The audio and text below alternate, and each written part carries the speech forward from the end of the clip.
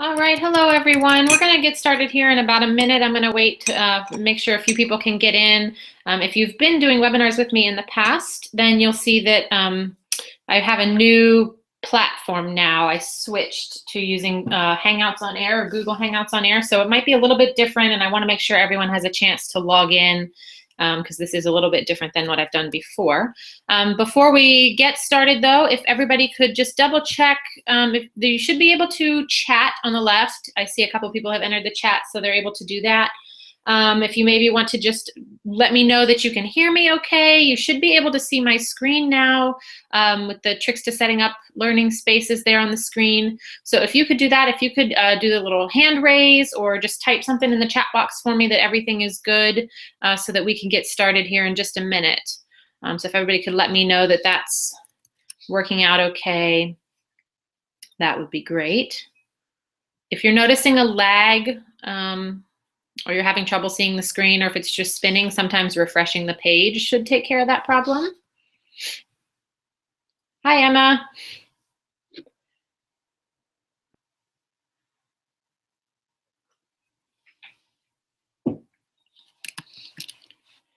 Great, okay, and everybody can see me and hear me? Excellent. All right, so it is 10 o'clock here on the West Coast. I am going to go ahead and get started. Welcome everyone. Again, this is a new platform for me, so hopefully everything goes smoothly like it has in the past. Okay, great, Cheryl can see. Thank you, Cheryl. All right, so today we're going to talk about tricks to setting up amazing learning spaces, which is definitely one of my most popular webinars so far. And I'm going to go ahead and start with a little bit about me. My name is Leah McDermott. That's me in the photos there with my family. I'm a mom, first of all. Those are my boys. Charlie is 4 and Desmond is 18 months, 7 o'clock in Budapest. Oh, wow, we got somebody all the way from Budapest. That's awesome. Thanks for joining, Emma. So I am a former teacher, and I've dedicated myself to helping parents and childcare teachers provide opportunities that are enriching nature learning experiences for their children, both at home and then in the classroom as well. So I don't only work with homeschoolers, though that is a big part of my group. But I think that nature is something that kind of transcends age and time and schooling opportunities, and everybody should have the chance to get out and enjoy with their children. So the journey to where I am now began many years ago before I was a mom. I was teaching in an urban public school. I grew up as a homeschooler, actually. My father was in the military, so we traveled a lot.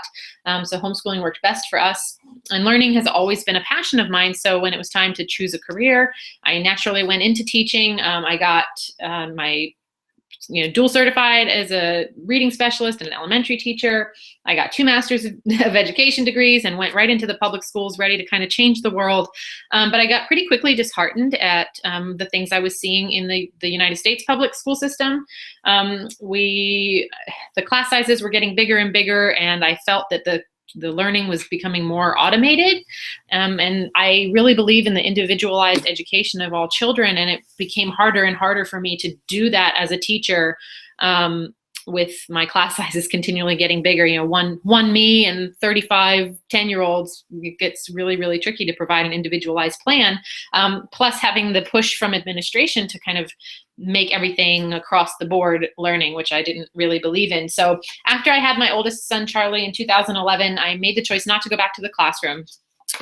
But in the next year, in 2012, I really began longing for a way to share my knowledge and my passions with people again, like I had been doing in the classroom. So I started a natural living blog and an Etsy shop where I was selling some of the handmade toys that I made for my son. And through my blog, I was sharing my family's journey into green living. But as Charlie got older, I began sharing the activities, especially the nature-based ones that I was doing with him. And more of my followers kept asking me for more of those activities. We want to see what you're doing with your kids so that we can do it with ours. And then last year in 2014, when I had my youngest son, at that point, Charlie was almost 3, and I was really doing a lot of daily activities with him and sharing those through my blog. And that's when I had more and more people asking me again, please, can you share everything you're doing with him so that we can do that as well? So I kind of compiled everything that I had been doing with him into one program, which I can talk about that a little bit later. But through that, I kind of got the idea to start an online community so that we could all share together, because I knew I wasn't the only one with ideas out there. And my followers weren't the only ones looking for ideas as well. So I started a Facebook group.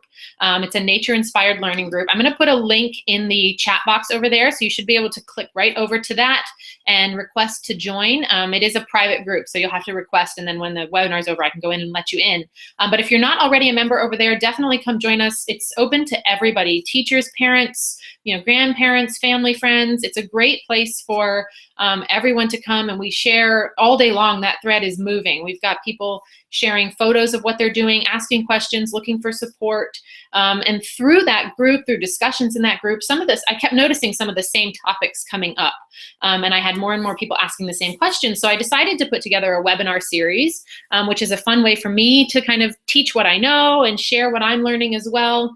And it helps everybody out in the long run. So that's why we're here today. So we're going to go ahead and get started, jump right in.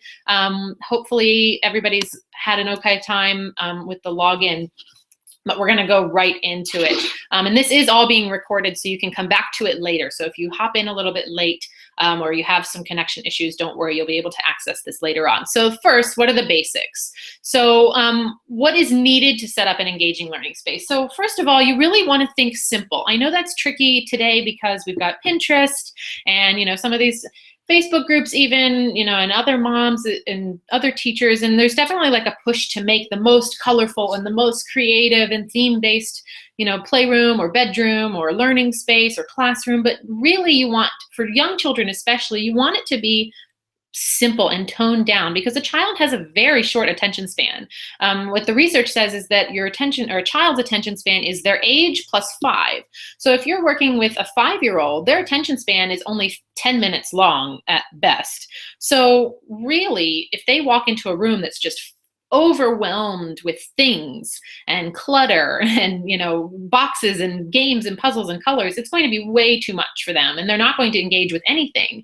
So if you have a child who, if you find yourself constantly saying, you have a room full of things, go find something to do, it might be that there's too many things and your child doesn't know where to start. So try making it more simple and really child friendly. Take out, what I found was the best thing to do in my children's learning space particularly, was to take away some of the games or the puzzles that had a whole bunch of pieces that ended up all over the place, and put those away. I have those all put in a closet that the kids don't have access to, and we bring them out every now and then, because then they're exciting and they're new again and they're fun, but they're not cluttering up the general learning area. So really think simple and organized. It should be organized in a way that the child can put it all back where it belongs on their own. So you want only enough shelves and only enough boxes and bins accessible that the child knows where they go and could put them back on their own. That keeps it at their, their level, their attention span, their organization space. The next thing you want to think about is bringing nature in, and I have a whole webinar on how to do that, but we can get into that another time. But try to bring in as much natural light as possible. So open up windows. Using mirrors is a really great trick to bringing in more natural light, because it reflects all of that light. So even if you're in a space that has maybe one small window or maybe a big window, but there's not a lot of daytime light coming in, grab a bunch of mirrors, hang them at the child's level across the room, put them on the tables, and that's a great way to bounce that natural light around, and really try to get rid of those overhead and fluorescent lights, because those are really hindering to the way that learning happens in the brain. Those fluorescent lights and overhead lights can really hinder that. Plants is a really quick and easy way to bring nature inside. Have your child plant plants that they can keep track of. Bring in, succulents are really easy, because even if you forget about them, they're not going to die. Tall plants, hang plants from the ceiling. There's so many different ways to do that. That even putting fresh flowers in a vase on their table is something that you wouldn't really think about, but it really adds a wonderful element, and it's a great imagination spark for a child, especially a young child. So bringing plants in, and then using natural objects as loose play parts is a really fantastic way to set up an engaging learning space and to bring nature into it. So where you might have a box of Legos, try putting a basket of rocks there instead, or use both, and see how the children manipulate the natural objects into their play with maybe some of the man-made things. It's a really great way to bring that in, to bring that nature inside. Another thing you want to think about for basics is you want the activities to be open-ended as much as possible. So, this kind of goes along with maybe removing a lot of the plastic play toys or the musical and loud sing at you kind of activities.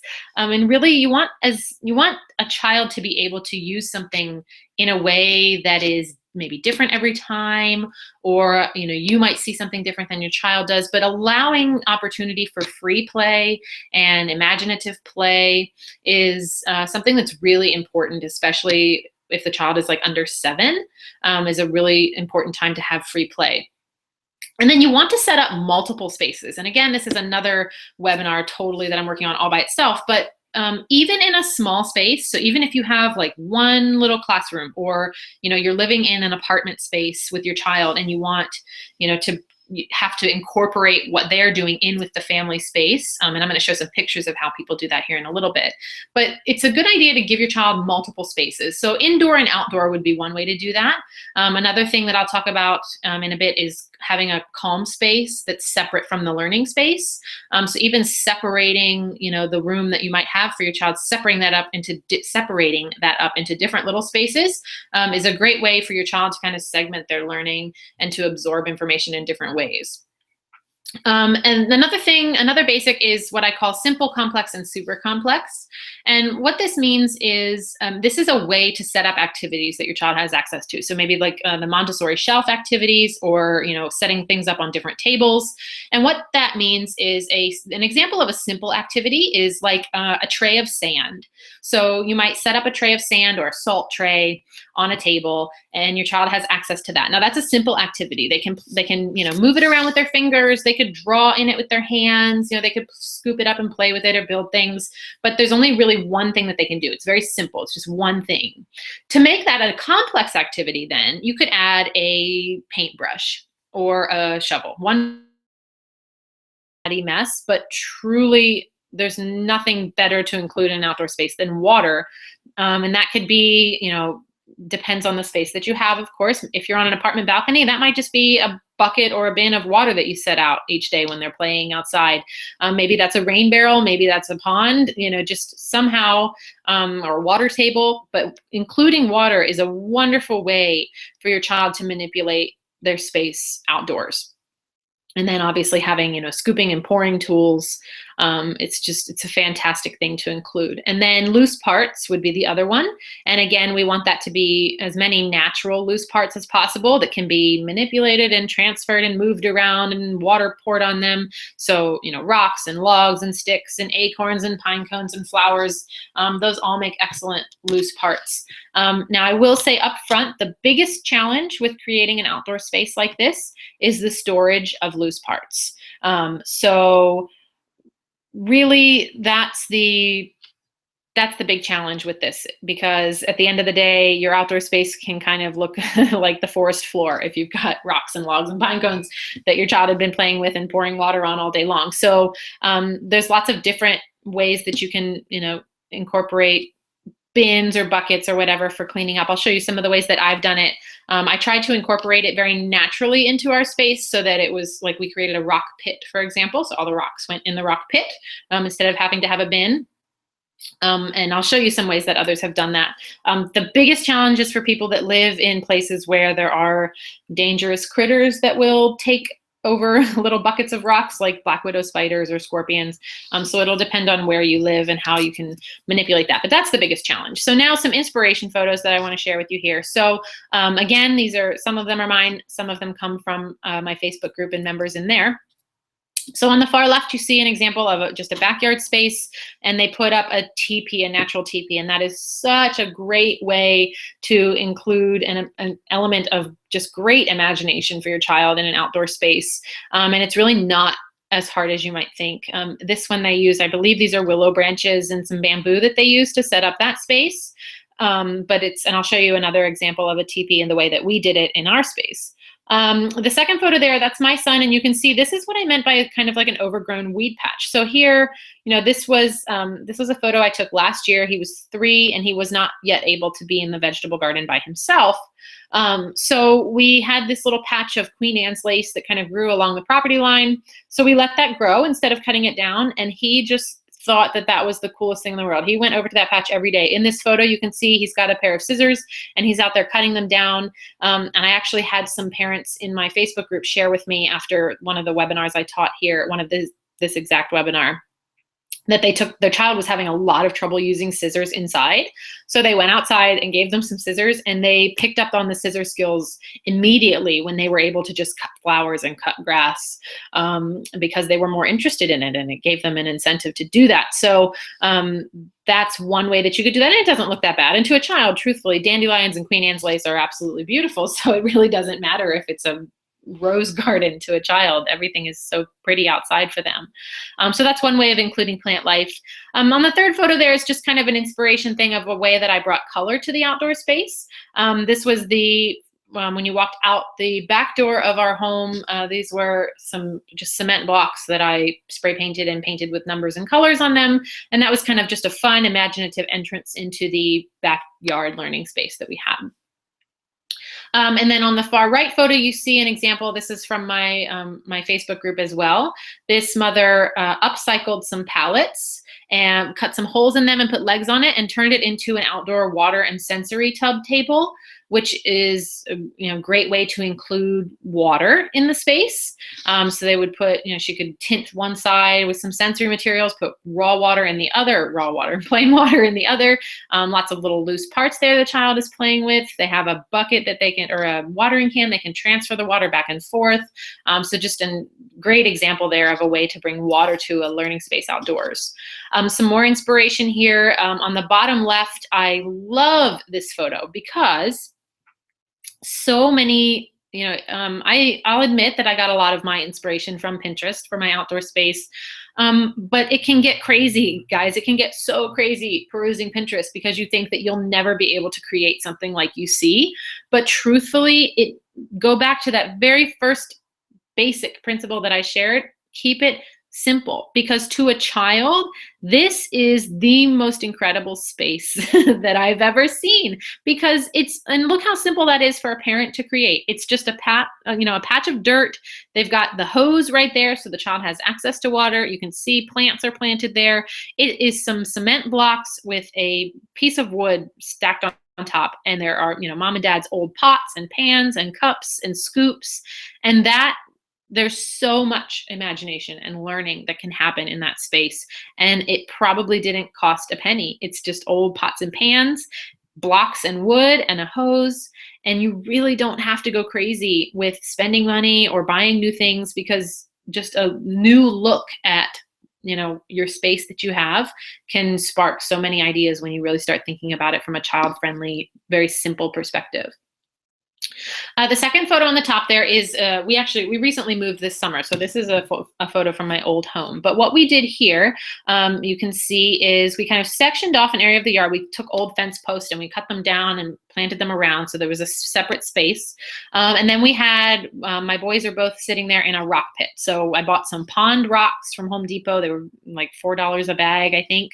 And we sectioned off an area of that and laid a tarp down underneath and poured rocks on it. So they had all of those loose rock parts right there. You can see there's some big rocks as well that they brought in. We've got some tree stumps and mulch.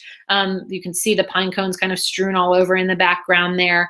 The pink tractor tire was our sandbox, and that was an upcycle. We lived on a farm here. There was an upcycled tractor tire that we let my son pick a color.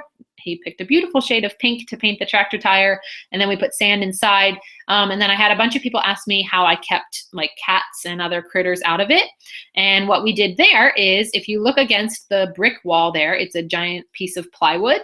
So we cut this heavy piece of plywood that at night we would plop down on top of the tractor tire, and that covered the hole enough. We cut it wide enough that it covered the hole. So we lived there for 5 years, and never once did we have somebody, a cat or anything else, make its way in there and use it as a litter box or a home. Obviously we had like bugs and spiders, but that you can't really keep away from them.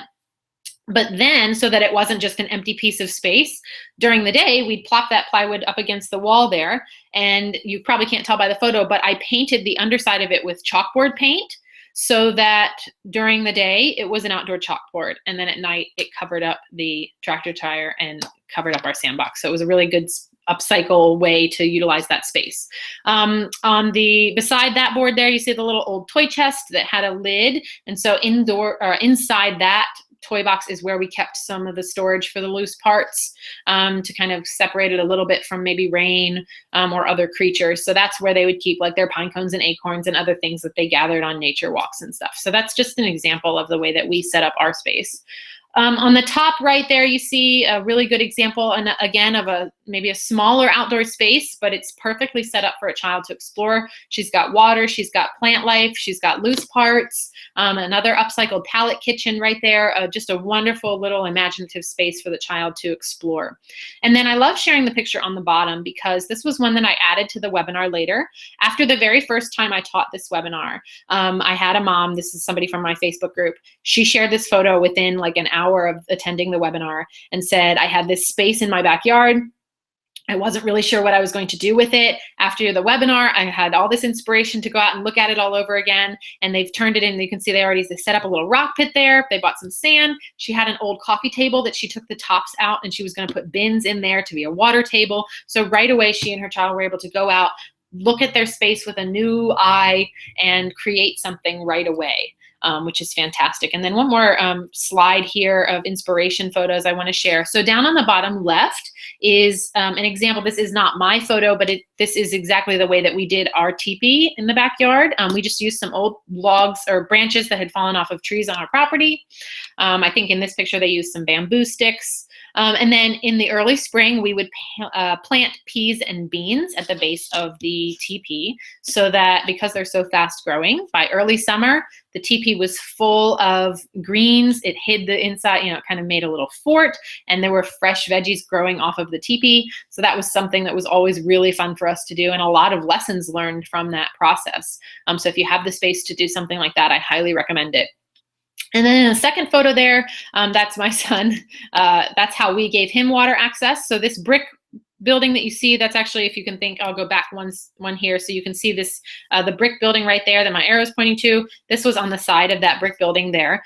So we had a rain barrel back there, and we drilled a hole and put a faucet, a spigot on it, and taught him how to work that so that he had access to the water all the time. So you can see sometimes he would just let it run out like that and stomp around in it, mix up the mud. You can see he obviously was moving rocks that day, but he also had a watering can so that he could transfer the water back over to his rock pit or his sandbox, whatever.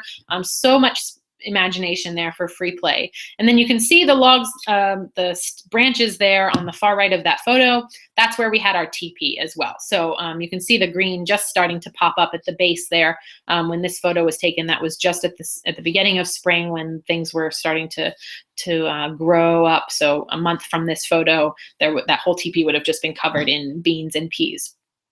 On the top right is another photo that was taken that I added after one of these webinars was taught. A mom, same thing, went outside, had this space in her backyard that she didn't really know what she was going to do with.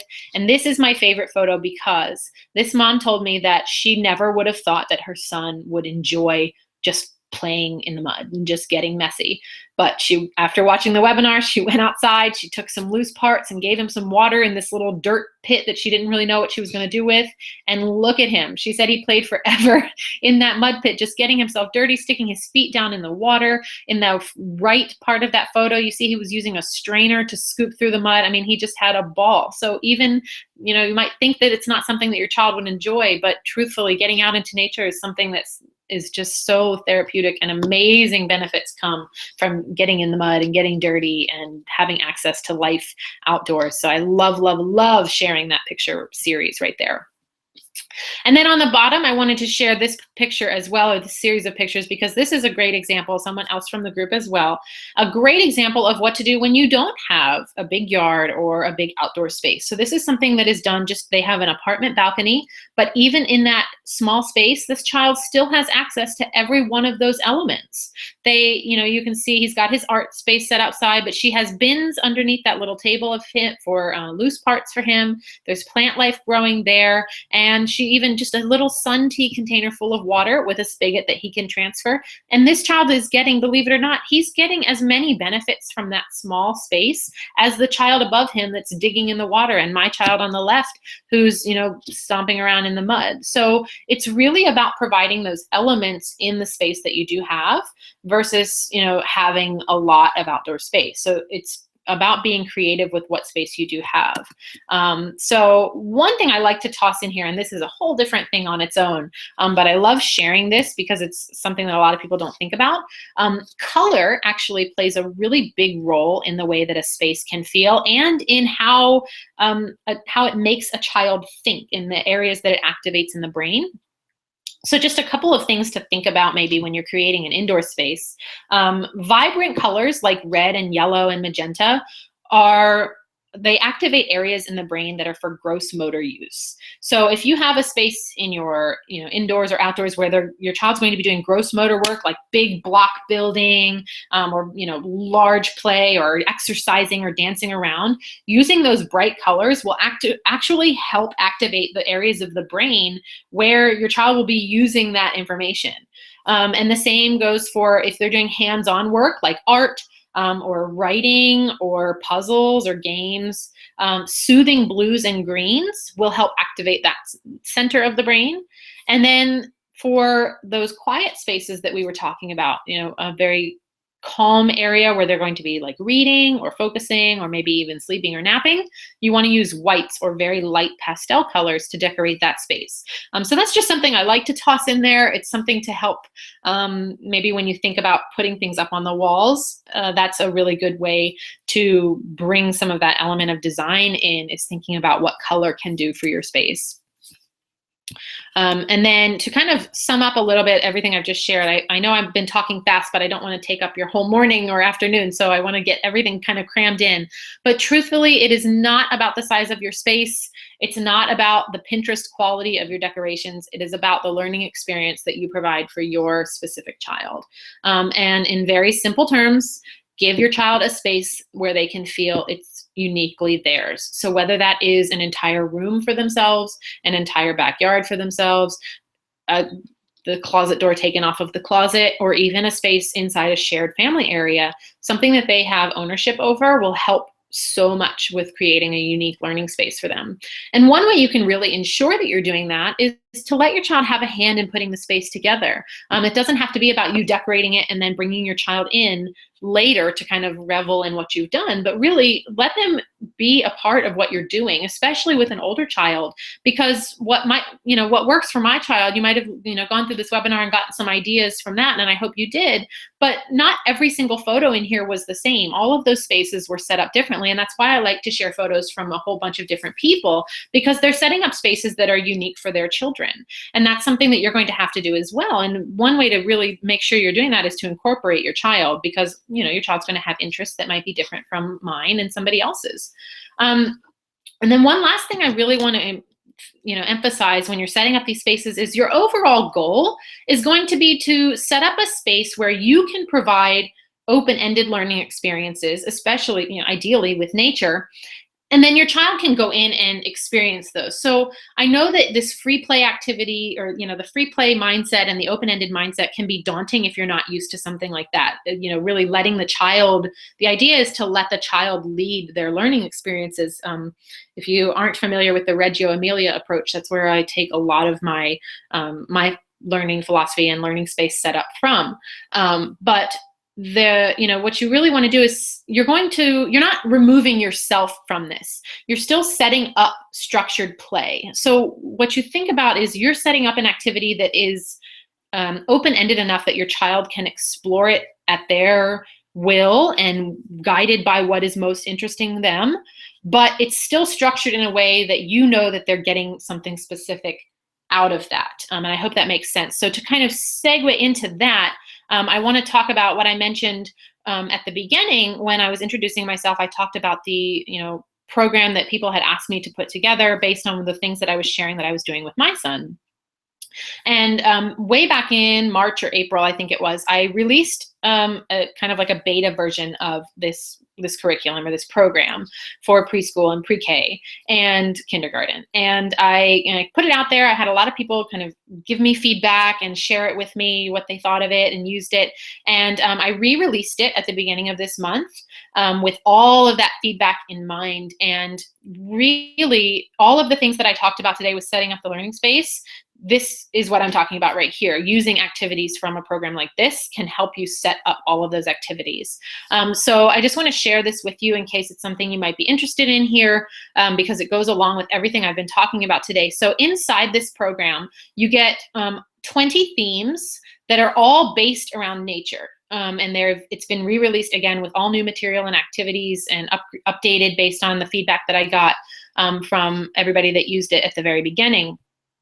So it's 20 nature-based themes, things like birds and bugs and all of the seasons, colors in nature, trees, light, space, rainforest animals, ocean animals, Arctic animals. So it's really just 20 different themes all centered around nature. And then inside each theme is 25 or more activities that can help you bring that open-ended play. They're all open-ended play activities, except for maybe a few of the science experiments that you have to do a certain way. But they still lend themselves to the free play and structured activities for children to incorporate in those learning spaces. So, and then those activities are based around nature exploration, so ways that you can get out and explore nature in your own area, but centered around and sort of, around the theme that you're doing. So even though you're studying maybe an Arctic theme, you don't have to be in the Arctic to do that. So I give you ways that you can go into your own natural element, no matter where you live, and explore some of that themed idea. It's really cool the way that we were able to pull that together. There's art activities, math extensions, so teaching those basic math concepts that maybe children aren't ready to learn on paper yet, but by using nature and bringing natural elements and natural objects in, those math centers in the brain are already starting to be activated by manipulating nature. They don't even really know they're learning math, basically. Sensory play, which is super important in a learning space, especially in an outdoor space. So we have sensory activities inside there. Science experiments to go with the themes. I have themed book lists because I'm very passionate about childhood literacy. And so I have a book list of my 10 favorite books for each of those different themes. Inside each of the 20 themes is a list of books that go along with it that you can get at your library or order online. And then a literature focus lesson to kind of give you some tips on how to engage your child when you're naturally reading to them, that is giving them those building blocks for early literacy without a very, very structured learning lesson that they're not ready for yet. And then I also included at the end of every theme a kid-friendly recipe, because one of the big benefits of engaging with nature is developing healthy eating habits, because our food comes from nature. And the studies have shown that when a child is involved in growing their food or preparing their healthy food, they develop eating habits that will stick with them for their entire lives. So if a child is engaged at a young age with growing their food or creating their food or making their healthy food, that is something that you're planting at that age that will stay with them forever. So I'm really passionate about that as well, especially in our society today where we're seeing a big problem with childhood obesity and diseases. So at the end of every recipe, or at the end of every theme, I've included a recipe that is, no sugar, no food dyes, healthy food that your child can, that's based on the theme, that your child should be able to prepare on their own or just, with direct supervision. You get lifetime access to this program. So you'll get a download link from it. So you could download it to your computer. You could, print it out if you work better that way. But it's also available on a cloud device all the time. So that means that you don't have to download it and take up space. You'll always have access to it through a link. So you can pull it up on your phone. So what I frequently find myself, at the library picking up books or at the craft store picking up supplies, and I realize I didn't bring a list with me. No problem. I can pull it right up on my phone, open up the theme, and get the list of what I need. So you have that cloud access as well. It is more than enough activities in here for a full year and then some. So it's over 500 activities total. So you could stretch it out, do one activity a day, every single day for a year and a half. There's that much material inside here. It's a fantastic group of material and activities. The way I do it specifically, these are activities that I kind of did sort of like that, and a different thing all the time over a year and a half as my son was getting older. And once I compiled it all together, now I'm teaching it again to him. He's 4.5 now. And even though I'm doing the same activities, because of the way that they're structured and set up for that open free play, he's getting a whole new breadth of knowledge and information from these activities now, because it wasn't structured in a way that he could only get one thing out of it. So when he was 2 and 3, he was engaging with these activities and learning what he was ready to learn. Now that he's 4, he has all of that knowledge, that prior knowledge that he's already built up, and he can come back to it again, do the same activity, and learn an entire new set of things from it. So it's really fantastic how this can be reused. And since you get lifetime access, you can do it over and over again, and even with your next child. There is also a how-to guide that I included, a 10-page guide that comes at the beginning of the program. That's a lot of just helpful information on things like setting up a learning space, a lot of what I talked about today, making a good plan, like a daily plan for young children, and how to incorporate this into like your everyday life, a sample calendar, how to be safe in nature, the benefits of nature, just all kinds of great information that I kind of packed into a little 10-page intro there for you. And I want to give you a little peek inside of kind of what it looks like inside the program. So all of these pages are pulled from the Rocks theme that's in the book or in the program. So you can see how on the far left there, I include a list of literature, some of my favorite books, and then the literature lesson on how, some examples of ways to talk with your child when you're reading. The center there is the nature explorations. So that's how the activities are set up there. So I share with you ways that you can include the theme inside your general nature walks and, exploring in your area. And then that's a page example of the science experiments, kind of the same thing there, very detailed explanation for how to do these activities and these experiments with your children. So that's kind of what it looks like inside. Now, if you order now, you also get all of these bonuses that I've kind of packed in with the program. So you get access to a private members only Facebook. This is completely different from the Facebook group I already linked you to. The one that I linked you to already is an open group that's available for everyone. Come in and chat and share and learn and grow together. That's for everybody. We have over 1,500 members in there. That's a great space. This is separate. This is a group that is specifically for people who have purchased the program and are, inside this group, and we're all talking about just this program and ways that we've utilized it.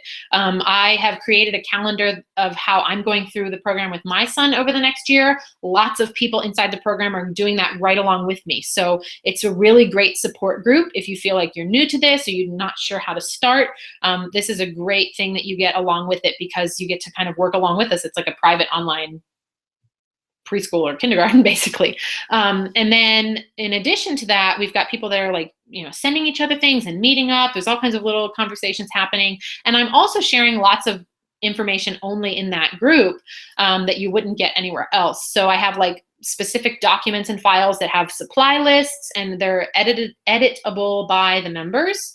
So the members can go in and edit the documents and add activities and add books. For example, we're doing the bugs unit. We're wrapping up a bugs theme this week that a lot of us are doing together. And I've got people that are members going into the documents saying, hey, this book was also great. This book was great. We also did this activity. If you live in this area, go to this place because they've got butterfly releasings or whatever. So there's just a fantastic, wealth of knowledge there on top of the program itself. I'm working on a video training series right now, which you'll also get access to when it's available. It's kind of a lot like this. So all of these topics that keep coming up that I want to share my information and my knowledge about, I'm going to put those in videos, put them online, kind of like a parent training series, basically, or teacher training series that people will have access to. I have 3 ebooks that I'm releasing this week that you'll get access to for free with the curriculum or with the program. So it's a book about developing or determining your child's learning style and how to teach to the way that they learn specifically. I have one called Stuck Inside, which is, it's basically a book of activities that you can do indoors. This whole program is centered around engaging with nature, but we can't always go outside. Sometimes it's raining or snowing or way too hot. So this is a book that I'm putting together with activities that you can do indoors, you know, something you can pull up if you're stuck inside and you've got some cabin fever. This is a resource that you can have right there to pull up, and all of the activities are going to be, you know, easy to set up. You don't have to run out and get any resources for them, just basically what you have in your home. And then a preschooler's cook, so kind of building again off of that concept that children, you know, develop healthy eating habits when they can engage with their own food. So it's 30 new recipes, not from the themes, that your child can create on their own. And then the last bonus that you get is a fantastic bonus that I was able to snag. So a good friend of mine, Christina, she runs the Hippie Homemaker blog. She's an herbalist by trade, and she's using A Child's World. She's using my program this year with her son, who's 5. So she's teaching him our program. And she and I were talking, and she was saying how she really wanted to find a way, you know, she works with herbs every day. That's her job. And she wanted to find a way to teach her son about these herbs in a child-friendly way. So, you know, we got to talking, and she came up with a brilliant idea to create a child-friendly herbal learning program to teach her child about all of the herbs that she interacts with in a really fun and engaging way. And she's sharing that with us through this program and through the Facebook group. All of the material will be released, so you'll get access to her whole program. She's developing it over the next year, so we get to follow along. It's basically like a Waldorf style story that she's writing this beautiful story about some siblings that are going through they're going through the woods to help save their grandmother, and they're on a mission, and they have to gather all of these herbs along the way. And it's so you get information about, she releases a new like chapter basically, and every 2 weeks you get a new module. She already released the introduction last week. It's amazing. People are loving this program so far. So you aren't that far behind if you get in today. So next, I think it's this coming Saturday that the next section is released for the first herb. But it's going to have, you know, information about the herb, the story that follows along. She's having a local artist design coloring pages to go with each of the herb themes, activities and recipes to use to really get your child engaged with them. You know, tips on how to grow it. Just fantastic resource and bonus that you get. This whole program, I promise you, is worth just this herbal course. So definitely something to get in on now. So how can you access this program? So it's going to retail for $149. Once everything is released through my website, that's how it will, it'll be $149. Right now, while I'm still releasing everything and I have the bonuses attached, I'm running a special price at $89 for the program. Right now, if you buy before the end of the webinar, as sort of a special thank you for listening to me today and joining me and taking your time to do this, I'm selling it for $77, only to people that are on with me live right now. So you can access that. If you cannot click, I don't know quite how this program works. Like I said, this is separate from my original program. But if you can't click on the screen directly, you can visit bit.ly/CFB preschool. Will take you to the link. And I'm going to put it in the chat here. I don't know why it's not linking like it should. Let me try that. There we go. So it's linked in the chat box over there. You can click there and go right through to that, and it'll take you to a page where you can read a little bit more about the program, but it's basically everything I just mentioned to you. And then you can click through to buy. You can pay with PayPal, or there's a link there to do credit or debit if you prefer that way. So again, right now it's $89 special. If you buy before the end of the webinar, you can get it for the $77. So the last thing I want to do now with you is I want to do a Q&A to kind of keep the webinar open for a little bit, to give you a chance to snag that $77 deal if that's something you wanted. We'll keep it open here. So if you have any questions, now's the time. Again, I believe the way this works on this new system for me, on the left side of your screen, you should have a little chat bubble. You can click on that and it should open a chat box for you on the right. And you can chat right in there. Some people I know have already found that. So come on over and ask me any questions about the program, any questions you have about the learning spaces that we talked about today. I'm happy to answer any of your questions that you might have, questions about the Facebook group, or anything you might have based on what we talked about today. I'm happy to answer your questions. I'm going to stick around maybe for about 7 more minutes. We'll take it to the full hour here to give you a chance to check out there with that $77. So if you have any questions at all or comments, now is the time to share that in the chat box. I'm trying to think of some questions that people have had in the past. One of the questions again was with the sandbox, how they kept animals out of that. So I shared that one with the using the double thing there, the plywood as a double space. Excuse me, taking a drink there. Yeah, so let's see. If there aren't any questions, I can just keep talking a little bit. Again, we'll go over those bonuses in case you missed it. We'll let you show everything here.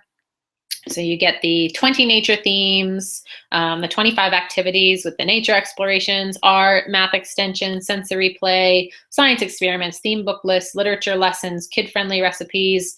You get the lifetime access and the how-to guide. Again, that's kind of what it looks like on the inside with the really descriptive activities for you. And then the bonuses that you get for joining today, you get that private Facebook group access where we share, all kinds of extra information in there. The video series, the ebooks we've got that are coming out this week, you'll get access to those right away. And then that herbal learning course, guys, seriously, this course is worth the whole program, is this herbal learning course. Once she has it all put together, she'll be selling that as a whole kit next year, and it will be far more expensive, I can promise you. So you get free access to that by joining now. And then again, to access that is the bit.ly/CFD preschool. I am going to go ahead and mute myself. I've been talking for an hour. You might be sick of my voice here, but I'm going to leave the webinar open and the chat box open for 5 more minutes or so. So if you have any questions at all, now is the time to ask them. I can pop back on and answer them. Okay, we have a question here from Emma. How open-ended are your themes? Are they Reggio-inspired and develop projects based on interests? Okay, so the themes, the way that I designed it, Emma, is specifically for that. So yes, it is Reggio inspired, and I talk about that in the introduction. That should say we are, yeah. Develop project based on their interests. So yeah, so the themes, I picked the 20 nature-based themes that they don't go in a sequential order, basically, is the way that I did this. So at any time of the year, whenever, you could go through and pick out one of these themes and teach it. So for example, in one of my groups, I had somebody just the other day say, my kid all of a sudden developed a huge interest in birds. So now I can pull out that bird theme and we can teach that right now. So they don't really build on each other. Obviously, the child will build their own knowledge, but the themes don't have to go in any kind of order. So they are right there for you to use based on your child's interests at the time. So my son is super interested in bugs right now. That's why we're learning about bugs. We're doing the bug theme. So, and I will keep doing that as long as he's interested in it. And then I can just stop whenever and come back to it, because it's all very, very open-ended. There's no specific way that it has to be taught. And then so yeah, they're very Reggio inspired with that mindset that the child can just, you set up the structured activities, and most of those activities are, open-ended free play that your child can experience on their own. There's very few activities in there where you as the adult actually need to be doing it with your child specifically in an order. And for the most part, those only happen in the science experiments. So, there might be a science experiment where you really need to explain to your child exactly what they're doing. Off the top of my head, one I can think of specifically is in the birds unit. One of the science experiments is learning about the different ways that birds' beaks are designed by nature, depending on how they eat. Excuse me. So the science experiment is set up so that you utilize a couple of different kitchen tools, and then different foods that kind of are related to the way that those birds eat. And I guess it's still very open-ended though. So the child is supposed to match the different beak style, which the kitchen utensil would mimic. For example, so birds with a proboscis, like a hummingbird, you would use like a turkey baster or a little eyedropper. And then they would have like a red liquid you would have there, like cranberry juice. So the child wouldn't have to match that tool or the bird's beak with the food that they eat to determine how nature naturally has, developed those different types of bird beaks. So that's one that maybe you would have to actually be involved in as the adult. But in general, most of the activities are kind of set up so that the child can come in and explore what you've set up for them at their own pace. And the projects are based on how interested they are in them. So I hope that answers your question there about that. But yeah, again, these are very open-ended for you to explore as much as you would, as much or as little based on your child's interest at the time. And that's another great reason that the private Facebook group was something that I really loved to include. is that we have members sharing, I tried this and my kid wasn't interested, so I was able to step back and pull something else that they really liked at the time. So it's very, very free and open-ended that way. So I hope that answers your question there for that one. And then another question that I did have, sounds like a great resource to generate ideas for provocations to map around an interest-based project. Yeah, absolutely. And that's basically what my idea was for this, because and the truth is, you pull up, your child gets interested in something, or you got kids coming into a classroom or whatever, and they found a monarch butterfly caterpillar or whatever on the ground, and they really want to learn about that. And then you kind of get stuck with, okay, now I have to come up with all of these ideas right away. And that can be really overwhelming, especially for a parent who, hasn't had experience with something like this before. So that's why I wanted to create this, because yes, they could then go sit down and, Google and Pinterest and try to pull together all of these activities. And what I really wanted to do was take the work out of that, because sometimes by the time a parent or even a teacher has time to go and access all of that information, the child's interest might be gone by then, So I wanted to develop a resource where all of that hard work and that legwork was done for you. So you have these 20 themes that kind of encompass everything in nature. Your child shows an interest in something, you can go right to it and say, oh, okay, you want to learn about butterflies? Great, let's go pull up that bug unit right away, and we can open it up and find, books about it right there, and, all of that information immediately there. So that was really my goal here in creating this, so that it can be still based on a child's interests, but also very, very easy for parents or teachers to pull from whenever. And then I did have a question separately here from another page, someone asking about the age group for this. So specifically, it's designed for like ages 3 to 5. However, my youngest son is 17 months. And most of the times I will set him up with maybe like an easier version of the activities, because so many of them are free play and open-ended. There's really not any reason that he can't participate as well. There's very few things that he just has to be pulled aside from because he can't do them. He's just going to get a whole different look at the pieces that he's putting together. Basically, he's going to get something completely different out of it than my older son. But I also have lots of parents in the group who are using it, even, they might be teaching it to their 4 or 5-year-old, and the older sibling who's 7 or 8 can't keep them out of the room. They want to come in and engage and learn as well. So it's really, I have it marketed at the pre-K and kindergarten age, but truthfully, it kind of spans that, maybe like infant to age 10 even could be getting something out of this, especially if they're interested in one of those things at the time. So I'm going to go ahead and mute myself. We still have quite a few people in the room here, so I want to give you guys all the chance to read up on this and get that $77 deal if it's something that you're interested in. I will hang on for a few more minutes and leave the chat box open. If you have any other questions, again, the chat box is there on the left-hand side of your screen. You should be able to click on that and open up the chat on the right. I can pop back into the microphone at any time and answer your questions that you might have. If you have any, please do ask them, because most of the time the question that we have, somebody else has as well and is afraid to ask. So I'm happy to share any more information about the learning spaces that we talked about. If you have, if this sparked another question that you have that you'd like me to talk about in the future, I would love that feedback now as well.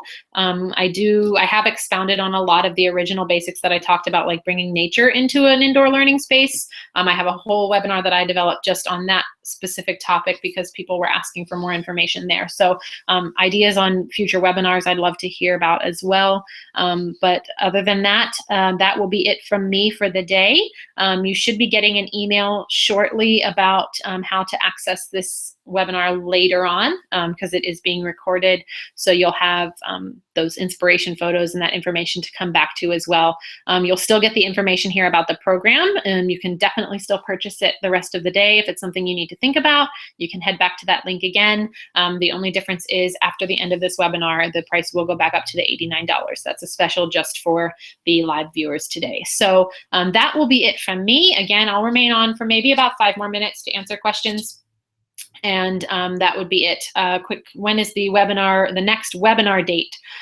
So I am working on setting up a schedule that will work I know that I have a lot of people, I think it was you that said you were joining me all the way from Budapest. So I'm really trying to make it so that I can offer them at many different times during the day, and have the same webinar, a few times a day for everybody to kind of to be able to join when it works best for them. So I will be sharing, if wherever you found the link to this one, depending on the group you found it in, I will share there as well. If you signed up for this one and you're here today, obviously you're on the email list that I will send out new information. So I am going to do another webinar tomorrow as well. I haven't yet decided on the topic. I kind of fly by the seat of my pants here, whatever inspires me at the time. So if anybody has a suggestion, I'm happy to talk about whatever they'd like tomorrow, the benefits of nature or indoor learning spaces with bringing nature in there.